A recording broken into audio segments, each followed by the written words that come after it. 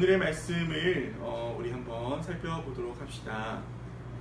오늘 노래하고 있는 이 시인은 인자와 신실하심으로 다윗과 맺은 언약에 대해 감사로 노래하고 있습니다. 또한 하나님께서 다윗에게 주신 그 언약을 영원히 지키게 해달라는 또한 기원의 기도이기도 하지요. 하나님이 이스라엘 백성 가운데 젊은 한 용사 다윗을 찾아 기름을 부으시고 그를 왕으로 세우셨습니다. 일개 목동에 불과했던 아이를 용사라 불러주시고 그에게 왕이라고 하는 감당치 못할 신분을 허락하신 것이죠. 그리고 늘 그와 함께 하셨으며 그를 견고케 하셨고 그를 힘이 있게 하셨습니다. 어떤 원수도 해하지 못하도록 지켜주셨고 그의 대적들을 치셨으며 또한 그를 존귀하게 세워주셨습니다. 다윗을 사랑하여 다윗과 맺은 언약을 신실하게 지키시겠다고 또한 약속하셨습니다. 다윗에게 하나님은 아버지가 되어주셨고 또한 전능하신 하나님이 되어주셨고 구원의 바위가 되어주셨고 요새가 되어주셨습니다.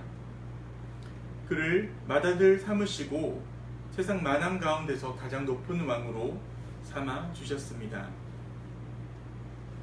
바로 이런 것을 통해 다윗에게 약속하신 그 언약을 보여주셨고 다윗을 향한 하나님의 사랑과 변함없는 신실하심을 증명해 보이셨다고 또한 시인은 노래하고 있습니다.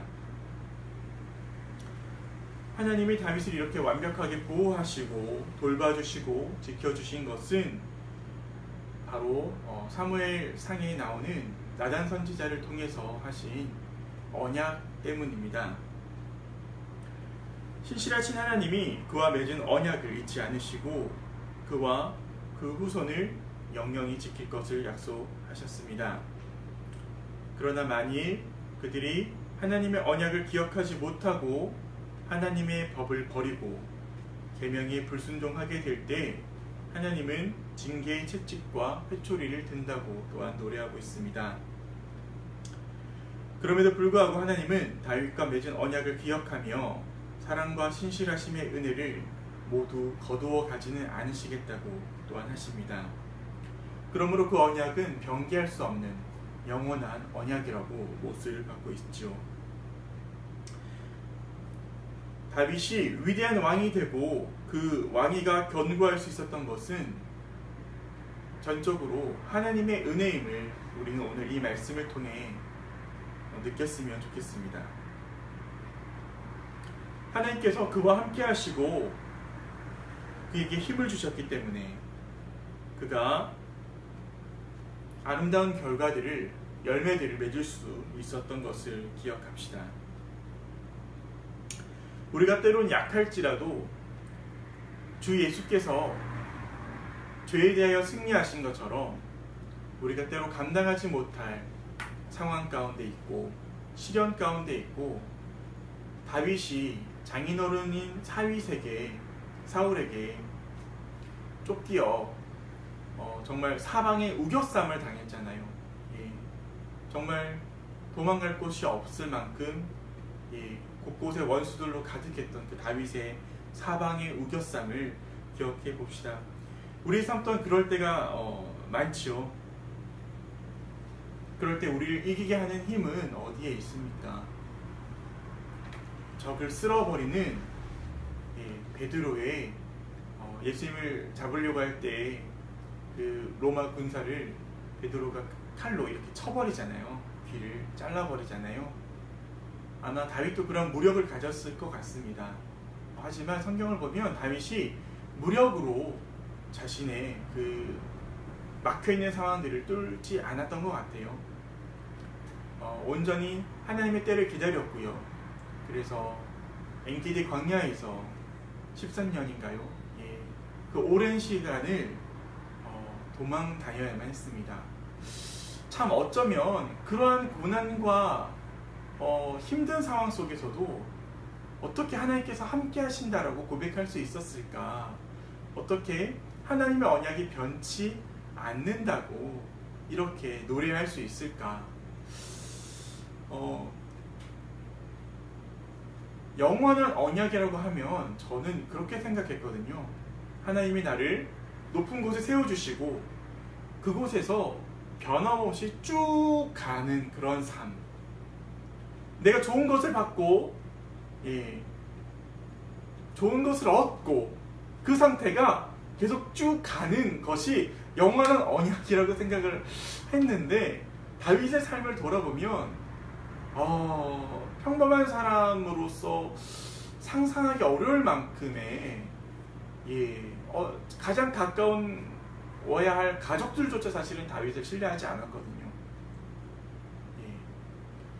왕을 찾아온 선지자 앞에 다윗은 그 아버지조차 얘는 왕감이 아니야 이래서 저기 멀리 너는 일하고 있어 양을 치던 목동이었던 것을 생각을 하면 정말 어떻게 다윗은 그렇게 하나님의 언약이 변치 않았다라고 이야기할 수 있을까? 정말 그의 삶 속에서는 하나님이 함께 하시지 않은 것 같은 증거들은 너무나 넘쳐나요. 승리했음에도 그의 승전은 사울에 의해서 이렇게 평가절하되죠.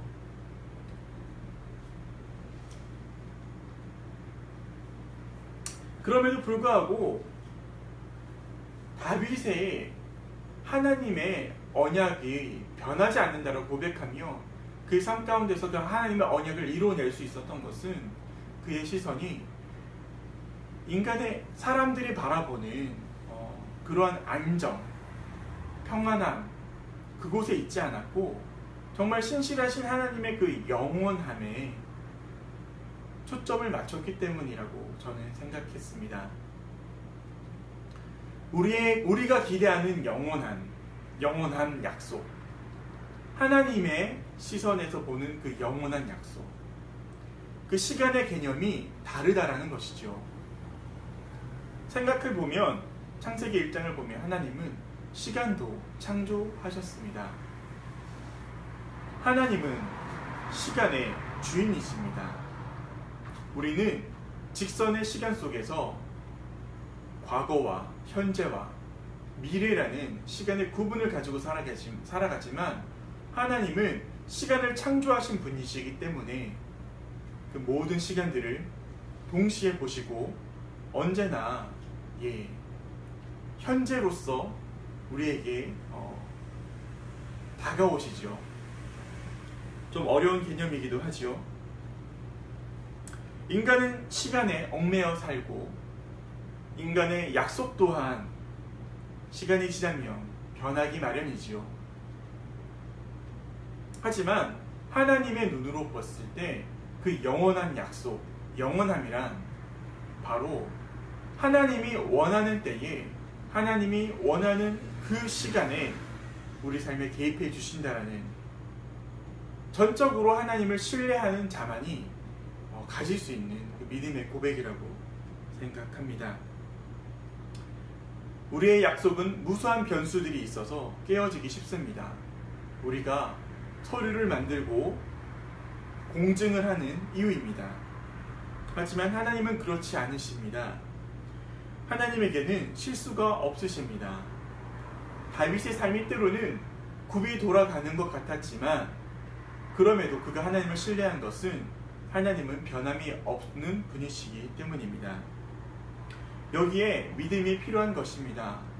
우리의 눈엔 하나님이 그 굳건한 약속을, 그 언약의 말씀을 이루어주시지 않는 것 같은 때라도 하나님의 시간으로 봤을 때는 그 일이 지금도 여전히 일어나고 있다는 것이죠. 하나님의 시간은, 하나님의 언약은 언제나 현실의 시간이라는 것을 우리가 기억하셨으면 좋겠습니다. 지금 이 순간에도 하나님은 당신의 언약하신 말씀을 이루어 나가고 있습니다. 하나님을 믿는 사람들은 단지 그 삶 속에서 하나님께서 이루어 나가는 그 언약의 말씀을 발견하는 것이죠. 그것을 발견할 수 있는 것이 믿음의 눈입니다. 전혀 그렇지 않은 것 같이 보이는 현실,